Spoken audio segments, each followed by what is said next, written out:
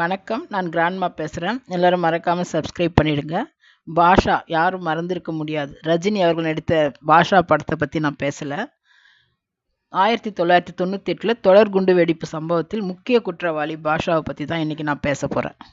கோயம்புத்தூரில் தொடர் குண்டு வெடிப்பு சம்பவத்தில் 58 பேர் இறந்து போயிடுறாங்க. 200க்கும் மேற்பட்டோர் படுகாயமடைகிறாங்க. இந்த குண்டு வெடிப்பிற்கு காரணமானவர் பாஷா தான் நிரூபிக்கப்பட்டு அவருக்கு ஆயுள் தண்டனை விதிக்கப்படுகிறது. சிறையில் அவர் அடைக்கப்படுகிறார். சமீபத்தில் உடல்நலக் குறைவு ஏற்பட்டதால் அவருக்கு ஜாமீன் கொடுக்கப்படுகிறது. ஜாமீனில் வந்தவர் இறந்து போயிடுறாரு.